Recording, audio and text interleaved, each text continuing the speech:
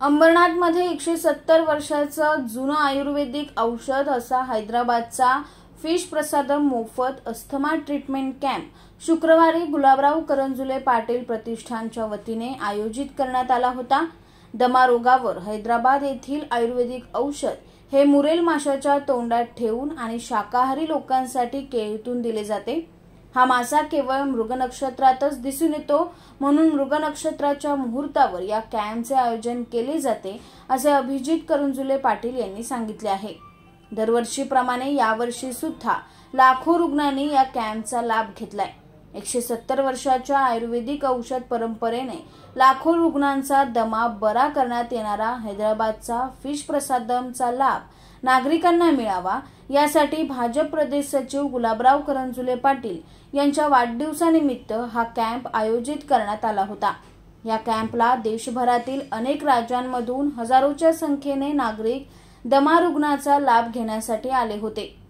यावर्षी या asthma treatment कॅम्पचं 7वं वर्ष असून सर्वच गोरगरीब लोकांना हैदराबाद येथे जाणे येणे शक्य होत नसल्याने अशा दमा रुग्णांना अंबरनाथमध्ये निशुल्क सेवा देण्याच्या संकल्पनेतून अस्थमा ट्रीटमेंट कॅम्प हा उपक्रम सुरू करण्यात आला। या औषधाने दमा, खोकला, थकवा, अस्थमा संबंधित सर्व आजार, पोटदुखी, जुने आजार, कावीळ, नसांचे दुखणे, त्वचेचे विविध आजार बरे होतील असा गेल्या अनेक वर्षाचा खात्रीलायक अनुभव आहे। या उपचाराकरिता मुंबई, नवी मुंबई, पुणे, नाशिक, लातूर, औरंगाबाद तसेच भारतातून अनेक ठिकाणाहून रुग्ण आले होते। आर्थिक परिस्थिती आणि वेळेनुसार अनेकांना हैदराबाद येथे जाऊन तेथे 2 ते 4 दिवस राहून हे उपचार घेणे खर्चिक असतात। त्यासाठी मुंबई जवळील ठाणे जिल्ह्यातील अंबरनाथमध्ये ही एक सुवर्ण संधी आहे, असे काही नागरिकांनी सांगितले। या ठिकाणी मी गेल्या वर्षी पण भेट दिलेली होती।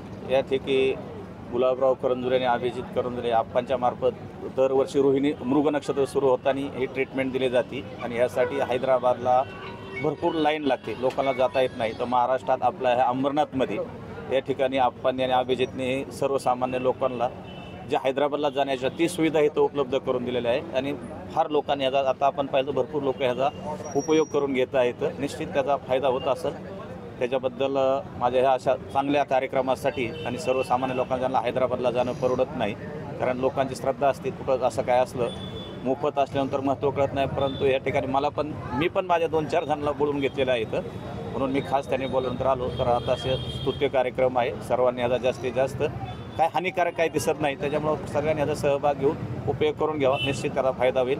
अशा या त्यांच्या कार्याबद्दल अभिजितला आणि आपणला खूप खूप शुभेच्छा। धन्यवाद।